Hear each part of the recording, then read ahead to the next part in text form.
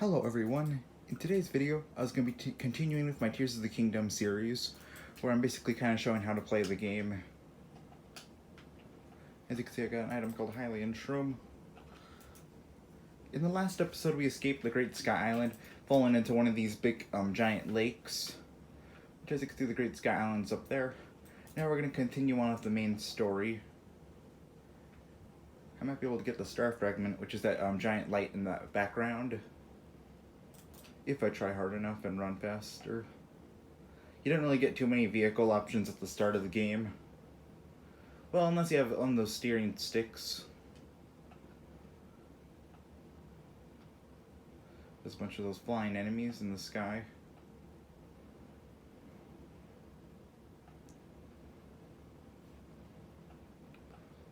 As you can see, the little star fragments over there. If we get it, it'll actually be really good for us, because then we'll be able to sell it for a lot of rupees. There's one of those bloopy creatures from Breath of the Wild. As you can see, it led us towards a cave. In the new game, if you see one, they'll typically lead you towards a cave.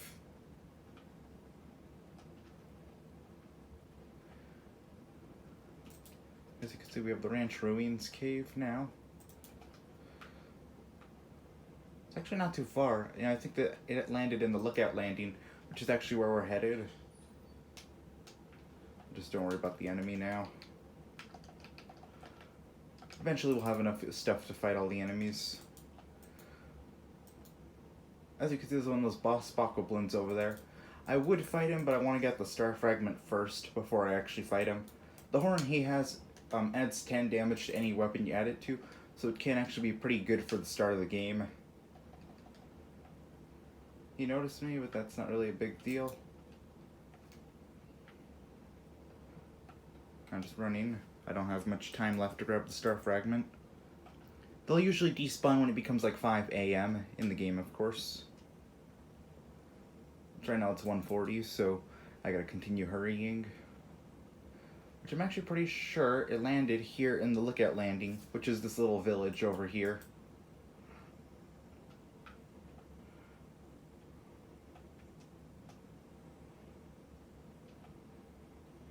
I talked to the NPCs over there at the entrance, but I'm trying to grab this really quick. Oh no, it didn't land there. But it did look out, well, it did come out pretty close actually. So now I just gotta hurry and grab it.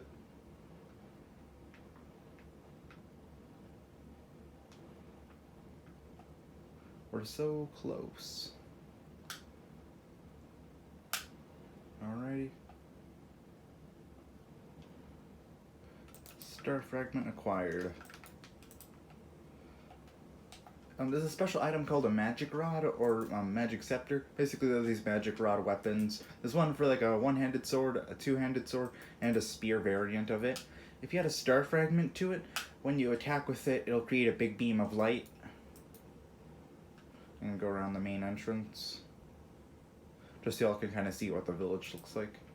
You could grab the free fish in the moat if you want them.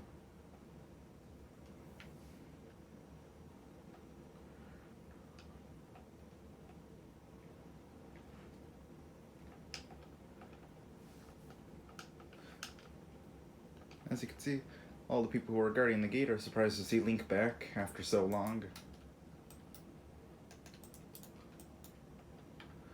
He'll have a side quest for you later in the game. Right now, our next step is to get the paraglider, which will pretty much do that with this next sequence at the start of the game.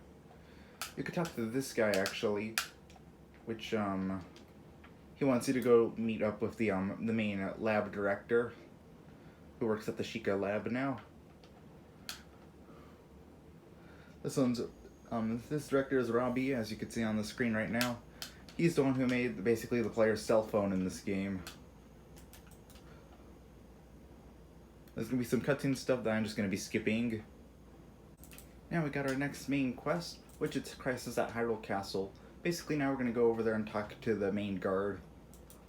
But first, we could talk to the guy over here, which he'll be able to open the door for us. When I did my first playthrough, I didn't realize that this was here until later I had actually talked to the NPC and saw that he opens this door for you. Which it leads into an emergency shelter.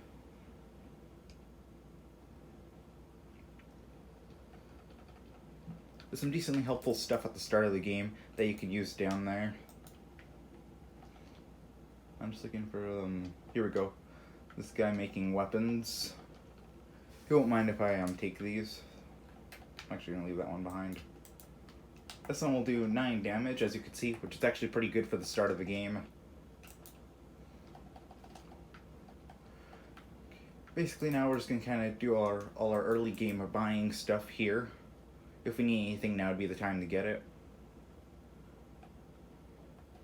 I'm actually going to buy some better gear. Now would be your main time to actually sell anything that you want to sell. Remember to save onto the ancient arowana fish. I'm going to sell it Star Fragment, actually.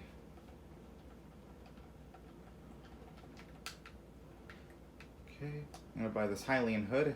In Breath of the Wild, it was 60 rupees. As you can see, it's more expensive now. But it gives us a good 3 extra defense. So it's actually pretty good. Alright, now we're going to continue on with our journey. You could actually get a horse if you wanted to. There's some nearby horses in a field, I think over that way. Which you'll find a special horse around the area of those horses. I don't know the exact spot, but I know it's in that direction. But you'll find this special horse named Spot, which belongs to that NPC that was at the gate that I was telling you that had a side quest for us later on. Anyways, as you can see, we're just going to be heading up to Hyrule Castle. Make sure you get this shrine, because it'll be a super good shortcut to get back after.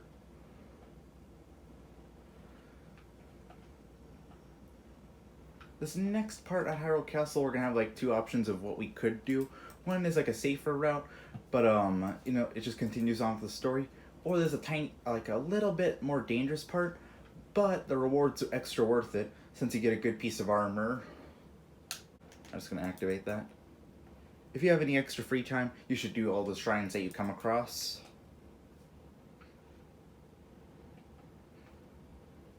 First things first, we're going to head to the gate. I'm going to show you all the more dangerous route, because the safe route is pretty easy, and I'll explain right now. As you can see, you're just going to be following this road all the way to the second gatehouse, I believe.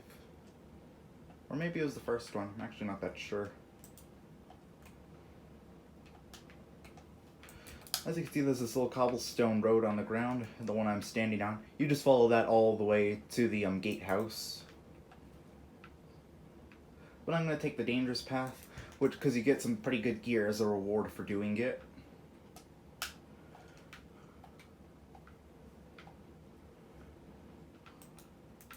Alright, we're going to be using our ascend ability just to get up there. Might be a little bit hard and tricky to figure it out.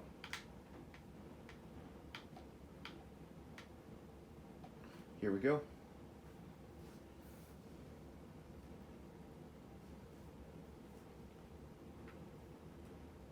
Okay, it got a little bit too high, but that's fine because I could just jump down right here. As you can see, there's no harm done.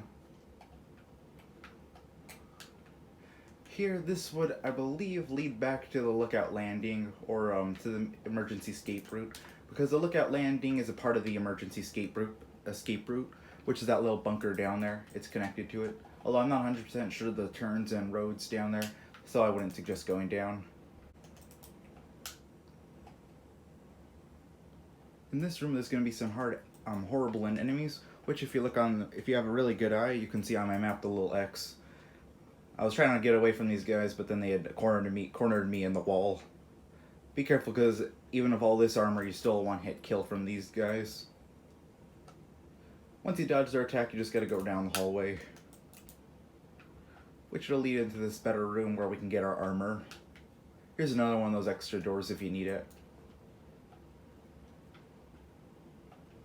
We'll be using the broken staircase over there. There might have been enemies in here, although I can't remember.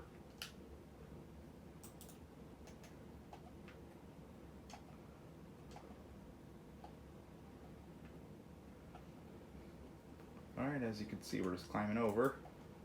Which now we gotta build a little bridge with some of the conveniently placed stuff over here.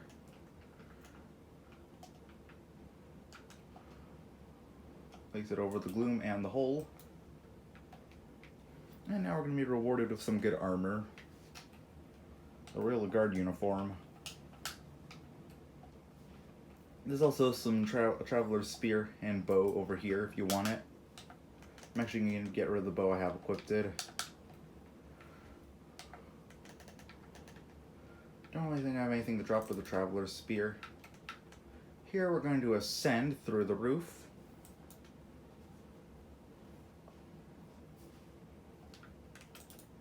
Which, as you can see, we made it up onto this little upper area. I believe behind this door is where, yeah, it's the room we were in, I believe. If we're already talking about the safe route, basically you'd have just gone through the gate down there, followed this road up to here. But we were doing the little slightly dangerous or more dangerous route, which it got us this nice armor set. Now we're just heading to the gatehouse over here.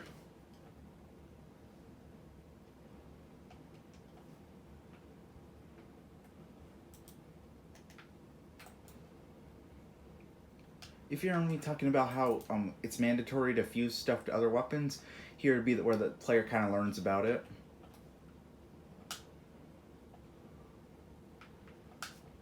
You don't have to talk to this guy, but he's gonna mention that. Oh, I don't have my camera ability. If you look at the sword, it looks kind of rusted. Although that's the gloom effect, like all the red particles in the sky, basically are responsible for that.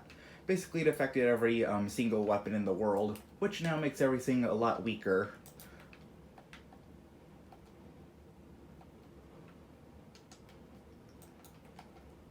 As you can see, here's the guard we need to talk to. There's some cutscene stuff that I'll just be skipping.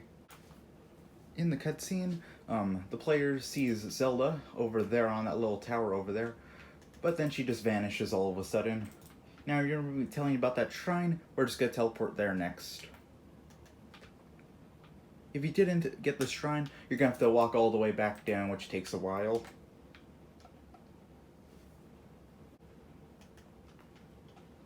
As you can see, we came out of the shrine over here, and now we're going to head back to the lookout landing, which you can recognize it by the big tower right there, which will be more noticeable in a minute.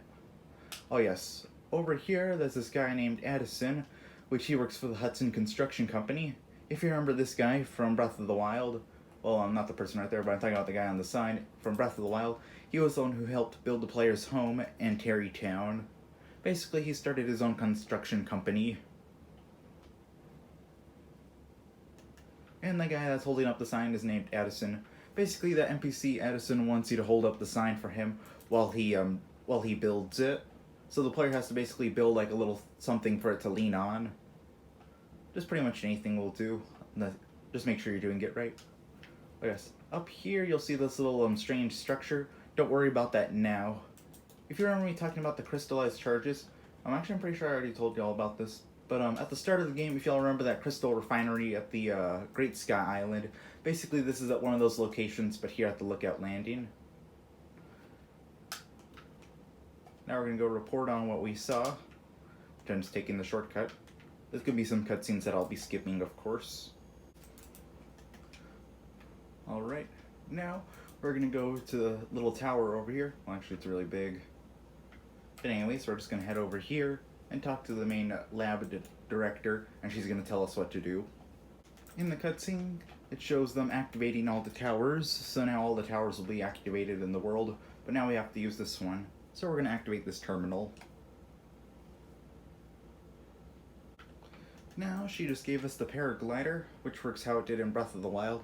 Now we're going to be launched out of the Skyview Tower, which, in the cutscene, it also shows the tower glowing blue, so pretty much all the towers are going to do that now. But now it's time to launch Link super high in the sky. As you can see, we were launched out of the Skyview Tower, which now Link's going to be flying down slowly. As you can see in the cutscene, Link got a good scanning of the map. Something you should do while you're up here is, if you look over there, you can see the Colosseum. But if you look over here at the mountain over here, you're going to want to mark that for our next episode.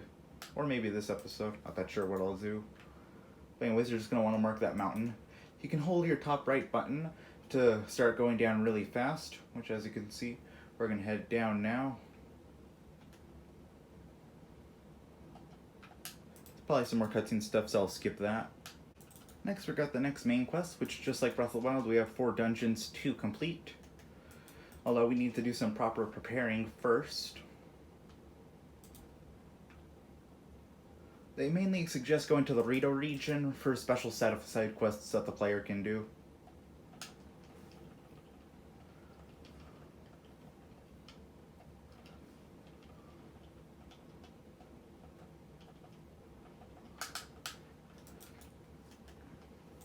Alright, now, basically next we're going to be heading to the red area on our map. It's going to be kind of hard, but as you can see there's some horses over here, which I'm actually going to catch one and register it.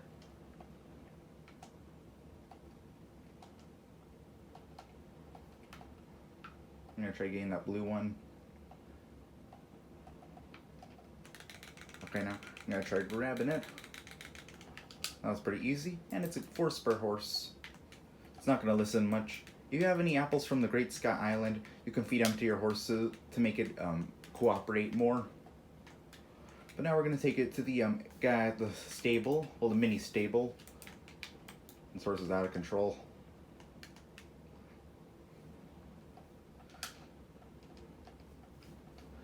Which now we're going to register a horse. Okay, he does not let us do it. I think it's because the mini stable here is broken. He'll have that side quest for us later on. For now, we'll just have our own horse on us. If you look over there, you can see a shrine. You can activate that if you want to.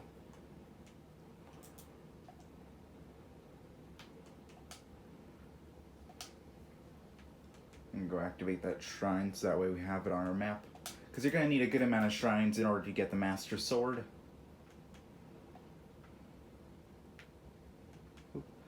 Here you can see some of that gloom, which if the player stands in it, they'll lose their health. So you just got to be careful of that.